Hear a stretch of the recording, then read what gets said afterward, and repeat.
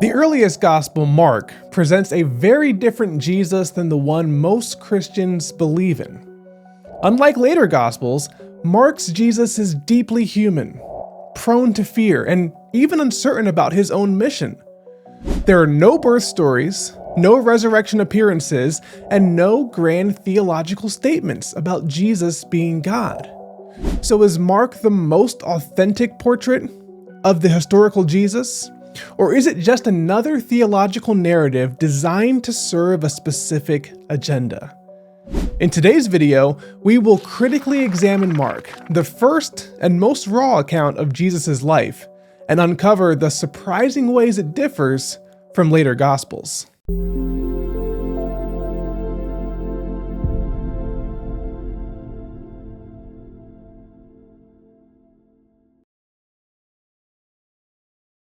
Christian tradition attributes the Gospel of Mark to John Mark, a companion of Peter, but there's no historical evidence to support this claim.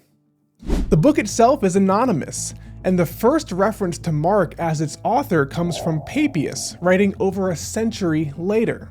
Scholars doubt that an uneducated follower of Peter could have written such a sophisticated Greek narrative.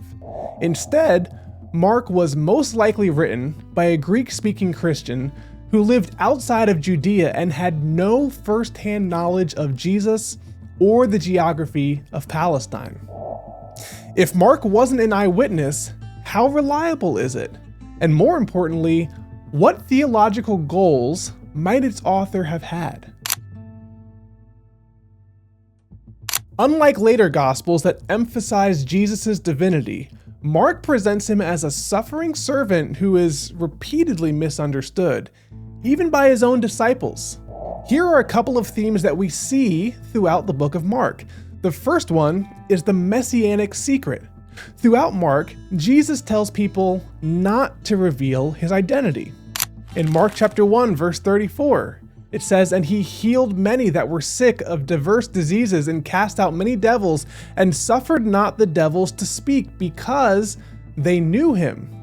And then in Mark chapter 8, verse 27 to 30, "And Jesus went out and his disciples into the towns of Caesarea Philippi, and by the way he asked his disciples, saying unto them, Whom do men say that I am? And they answered, John the Baptist, but some say Elias, and others one of the prophets. And he saith unto them, But whom say ye that I am?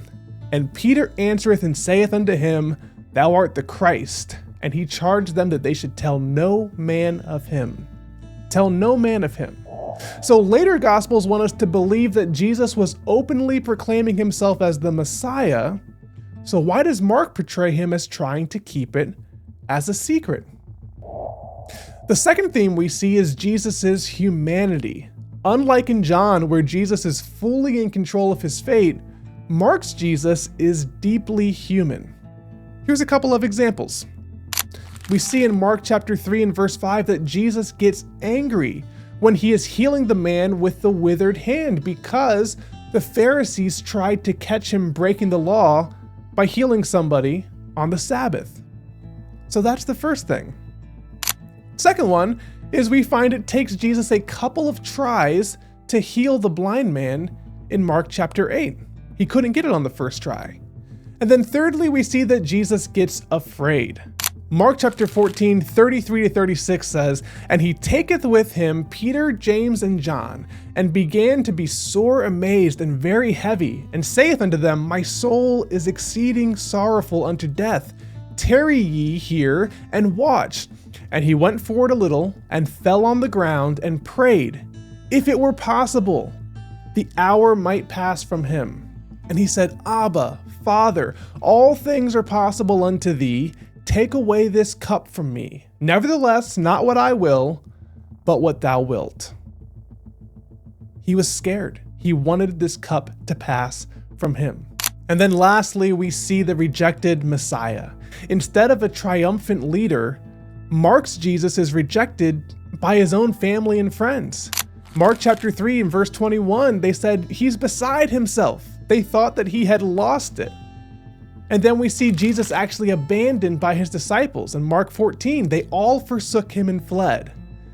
And of course, he dies in agony, crying, my God, why hast thou forsaken me?" in Mark 15. Why would Mark portray Jesus this way? Was this the real Jesus? Or was Mark shaping a theological message of a suffering Messiah? One of the most striking features of Mark is how it ends. In later Gospels, Jesus appears to his followers after the resurrection. But in Mark, the story abruptly stops at the empty tomb. In Mark 16, we find the women fleeing in fear and telling no one. That was verse 8. So in Mark, there's no post-resurrection appearances of Jesus, no Great Commission, no triumphant ending. Now at this point, you're probably wondering, wait, Mark doesn't end in chapter 16 and verse 8. There's more verses that come after that. Well, we have evidence that those verses were added later. That is not the original ending of Mark. The ending was so uncomfortable that later scribes added new verses to make the story align with the accounts from Matthew and Luke. But the earliest and most reliable manuscripts, Codex Sinaiticus, Codex Vaticanus, they do not mention these verses. So if Mark originally left the resurrection and the following events ambiguous, can we infer that the earliest Christians didn't believe the stories that other gospels later relayed about Jesus being seen by his followers after his resurrection? Mark simply told us that the body was gone, and that's where he left it. Now, Mark is the earliest gospel, but when we compare it to Matthew and Luke, both of whom used Mark as a source, we see significant alterations and contradictions. And we'll look at a few. Number one, what were Jesus' last words? We just talked about it. In Mark, Jesus dies in agony. My God, why hast thou forsaken me?" That's chapter 15 and verse 34. But in Luke, Jesus is composed. In verse 46, he says, "Father, into thy hands I commend my spirit." Number two, we ask, what was the role of Jesus' family? In Mark, Jesus' own family thinks he's insane. We saw that in Mark 3:21. But in Matthew and Luke, Jesus' family fully supports him. And the third contradiction is the baptism of Jesus. In Mark, John baptizes Jesus and the heavens open up. But in Matthew, it's different. John initially refuses to baptize Jesus, making Jesus seem more exalted when he finally does. These differences suggest that later gospel writers modified Mark's version to make Jesus seem more divine and in control of his fate. One of the biggest scholarly debates is whether Mark's passion narrative, the story of Jesus' crucifixion, was historically based or constructed using Old Testament scriptures. And there are some clear parallels we can take a look at. Starting in Psalm 22, verse 1, my God, why hast thou forsaken me?" And Mark uses these exact same words for Jesus in Mark 15:34. Again in Psalms 22, 7 and 8, all they that see me laugh me to scorn. And Mark 15, we see that Mark says that Jesus is mocked. And in Isaiah 53:7, it says, he was oppressed, yet he opened not his mouth. And Mark's account of Jesus before Pilate in Mark 15, Jesus remained silent the entire time. When we look at this as a skeptic, we have to ask the question, did Mark make up these accounts and just use the Old Testament verses, or is that what actually happened?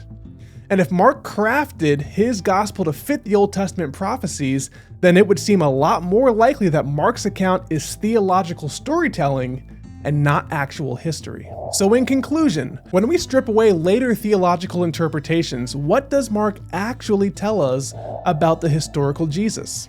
Well, four things are very clear.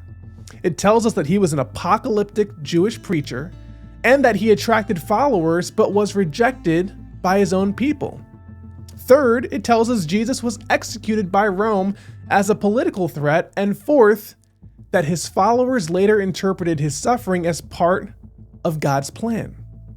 So rather than a historical biography, Mark appears to be a theological narrative designed to present Jesus as the suffering Messiah. His gospel lays the foundation for later gospels to expand upon and, unfortunately, to modify. The real question is not just whether Mark gives us the historical Jesus, but whether any gospel does. So, if Mark presents a suffering, misunderstood Jesus, then what about Matthew?